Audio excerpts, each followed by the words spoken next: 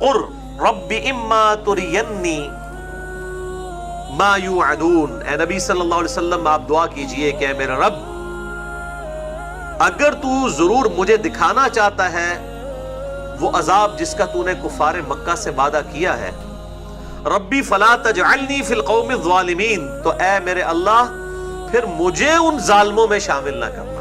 اب دیکھیں نبی صلی اللہ علیہ وسلم سے یہ دعا کروائی جا رہی ہے کہ آپ اللہ کے حضور دعا کیجئے کہ آپ کے اوپر وہ فتنہ نہ آئے، وہ آزمائش نہ آ جائے۔ اللہ اکبر، امت کی تعلیم کے لیے۔ وَإِنَّا عَلَىٰ أَن نُرِيَكَ مَا نَعِدُهُمْ لَقَادِرُونَ، اور اے محبوب صلی اللہ علیہ وسلم ہم اس بات کے اوپر قادر ہیں کہ ہم آپ کو دکھا دیں وہ عذاب جس کا وعدہ ان کے ساتھ کیا گیا۔ ظاہر ہے کہ اگلے انبیاء جو تھے جب ان کا لوگ انکار کرتے تو اللہ کی طرف سے عذاب آتا تھا۔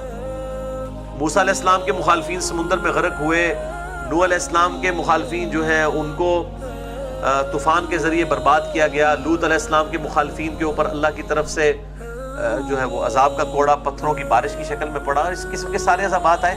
ہمارے نبی کے کیس میں بھی کوئی عذاب ایسا آنا چاہیے تھا نا، کیونکہ رسولوں کا انکار کرنے کے بعد اللہ تعالیٰ کی طرف سے عذاب استحصال آتا ہے، لیکن ہمارے نبی صلی اللہ علیہ وآلہ وسلم کے کیس میں وہ عذاب استحصال جو ہے وہ آیا ہے قتال کی شکل میں۔ صحابہ اکرام علیہم رضوان کو اللہ تعالیٰ نے مسلط کر دیا کفار کے اوپر۔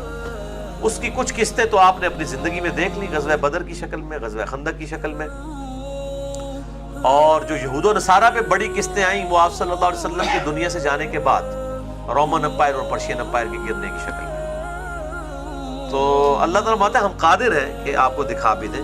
ادفع باللتی ہی احسن، تو آپ دور کیجئے ان کی طرف سے جو ہے احسن السیئہ، ان کی طرف سے پہنچنے والی برائی کو اچھائی کے ساتھ دور کیجئے، یعنی آپ صبر کریں، برا کوئی برتاؤ کرتا ہے آپ پازیٹیولی اس کے ساتھ ایکٹ کریں۔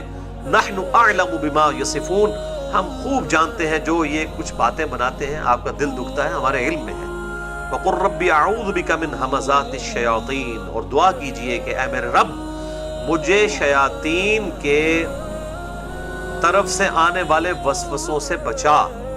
واعوذ بک ربی ان یحضرون، اور میں تیری پناہ اس بات سے بھی طلب کرتا ہوں کہ یہ میرے قریب بھی پھٹکے۔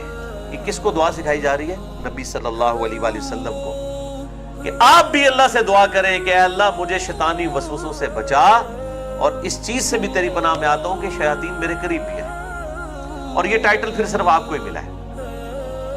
صحیح مسلم میں حدیث ہے، آپ صلی اللہ علیہ وآلہ وسلم نے فرمایا ہر انسان کے ساتھ اللہ تعالیٰ نے ایک جن، شیطان اور ایک فرشتہ اٹیچ کیا ہوا ہے۔ فرشتہ اس کو اچھائی کی طرف مائل کرتا ہے، اور وہ جن شیطان جو ہے وہ برائی کی طرف۔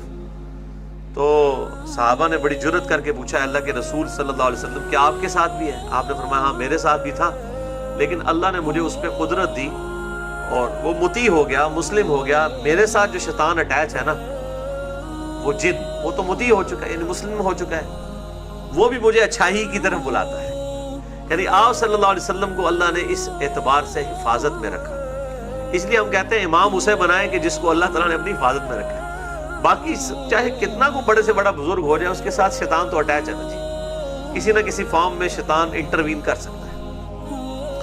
بل یہ بڑی اہم ترین آیات ہیں، اور میں ان کو آلریڈی سورۃ الاعراف کے کانٹیکسٹ میں جب شیاطین کے وسوسوں کے اوپر آیات آئی تھی بالکل اینڈ پہ جا کے، تو میں نے بڑی ڈیٹیل کے ساتھ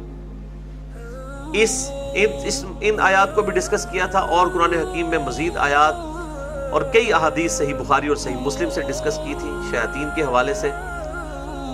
آج ڈیٹیل میں جانا جو ہے وہ پاسبل نہیں ہے۔ مسئلہ نمبر 83A شیطانی وسوسے اور ان کا علاج، اور مسئلہ number 83B who created God اور جدید شیطانی وسوسوں کا تحقیقی جائزہ۔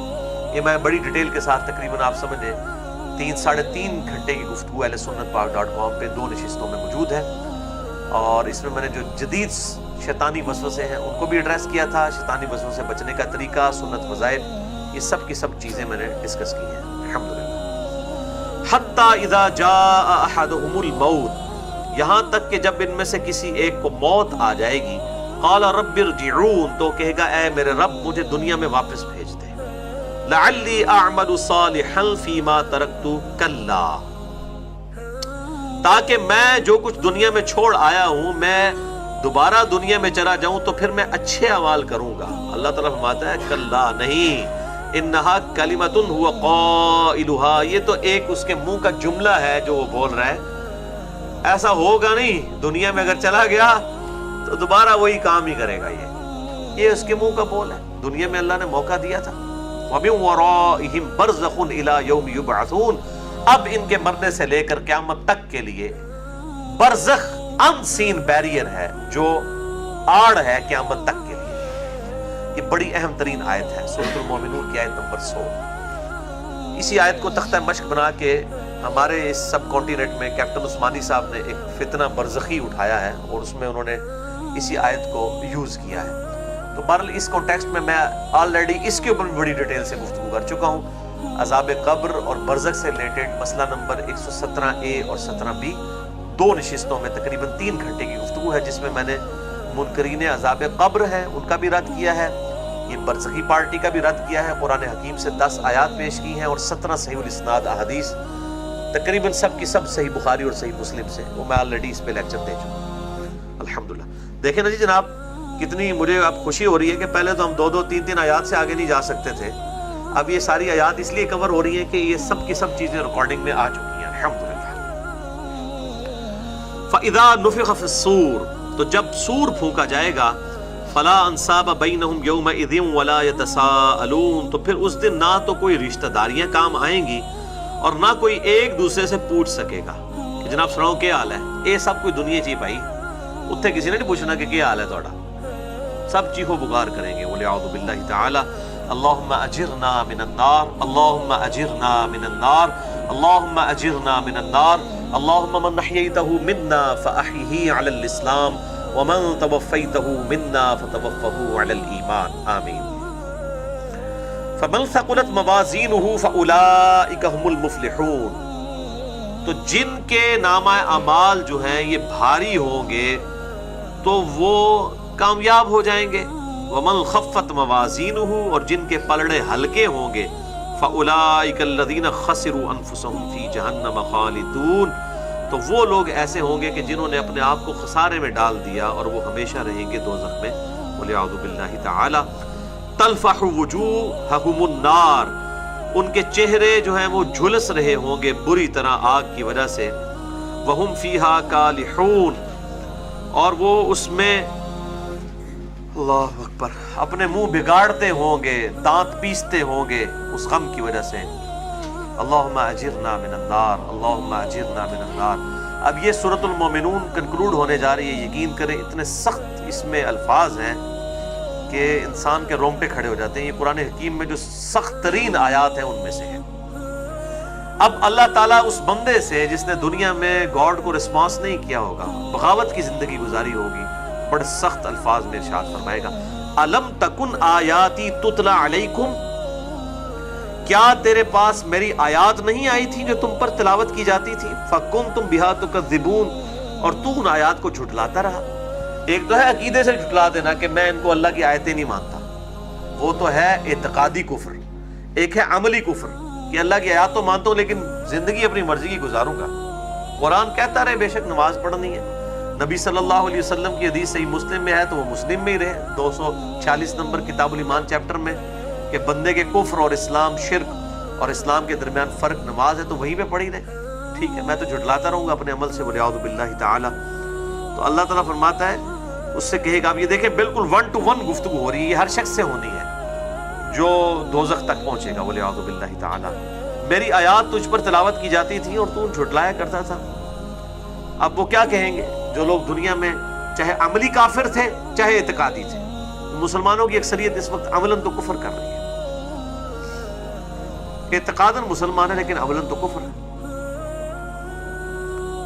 قالوا ربنا غلبت علینا شقوتنا، وہ کہیں گے اے ہمارے رب، ہم پر تو ہماری تقدیر غالب آ گئی جو شقاوت تھی. وَكُنَّا قَوْمًا ضَالِّينَ، اور ہم تو بڑے گمراہ لوگ تھے. یعنی اب وہ معاملہ تقدیر کے اوپر ڈالیں گے. ظاہر ہے کہ جب معاملہ اسٹیبلش ہو جائے اس کے بعد آپ تقدیر پہ ڈال سکتے ہیں. یعنی کوئی شخص کسی کو تھپڑ مارنے سے پہلے کہے کہ تیری تقدیر میں لکھا ہوا ہے کہ میں تجھے تھپڑ ماروں، یہ نہیں ہو سکتا. ہاں جب کوئی ایکٹیویٹی پرفارم ہو جائے اس کے بعد کہہ سکتے ہیں ہم. جس طرح حضرت آدم علیہ السلام کے بارے میں بخاری مسلم میں آتا ہے کہ موسیٰ علیہ السلام سے جب ان کی گفتگو ہوئی اللہ تعالیٰ نے عالم ارواح میں کروائی تو انہوں نے یہی بات کی کہ میری تقدیر میں یہ چیز لکھی ہوئی تھی میری پیدائش سے بھی پہلے کہ مجھ سے یہ خطا ہونی ہے. تو جب خطا ہو جائے اس کے بعد تقدیر کی طرف آپ منسوب کر سکتے ہیں وہ تو ڈیفینیٹ ہوگی, ورنہ پہلے تو کوئی شخص نہیں کہہ سکتا. یعنی کوئی شخص وثوق کے ساتھ کہہ سکتا تھا کہ جی ابو سفیان آخری وقت میں اسلام قبول کر لیں گے, حالات و واقعات تو یہ بتا رہے تھے کہ بدبخت ہے لیکن اسلام قبول کر لیا, آج ہم کو رضی اللہ تعالیٰ عنہ کہتے ہیں. تو جب تقدیر کا غلبہ ہو اس کے بعد آپ یہ بات کر سکتے ہیں. اور بالکل اس کے برعکس جناب ابو طالب کو آپ دیکھ لیں کہ ان کے اوپر تقدیر والا معاملہ غالب آیا. ہم ان کا نام احترام سے لیتے ہیں, ہمارے نبی پہ ان کے احسانات ہیں صلی اللہ علیہ وآلہ وسلم, ظاہر پوری امت پہ احسان ہے. میں نے اس لیے ان کے اس حوالے سے پورا لیکچر بھی ایمان ابی طالب پہ اور ایمان والدین مصطفیٰ صلی اللہ علیہ وآلہ وسلم پہ مسئلہ نمبر 98 ریکارڈ کروا دیا ہے, جسے شوق ہو تو وہ دیکھ سکتا ہے. تو بعد میں منسوخ کیا جا سکتا ہے. تو اب وہ خود مانیں گے اے اللہ ہم تو بدبخت تھی, ہماری غالب آئی ہم پر, ہم گمراہ تھے. ربنا اخرجنا منہا فإن عدنا فإنا ظالمون, اے اللہ ایک دفعہ ہمیں یہاں سے نکال دے, اگر اب ہم نے کوئی بری حرکت کی تو یا اللہ پھر ہم ظالم ہو گئے, پھر ہمیں جو مرضی سزا. لیکن یہ تو دنیا میں کوئی انسان کسی پیپر میں فیل ہو جائے نا تو کوئی چانسز ہیں کہ کوئی ریپیٹ کر لے گا, سبلی آ جائے گی. لیکن یہ اتنا بڑا آپ جس کو کہہ لیں کہ دنیاوی اعتبار سے یہ آزمائش والا معاملہ ہے کہ یہ زندگی ایک دفعہ ہی ملی ہے, دوبارہ نہیں مل سکتی. بہت بڑی آزمائش ہے اللہ تعالیٰ.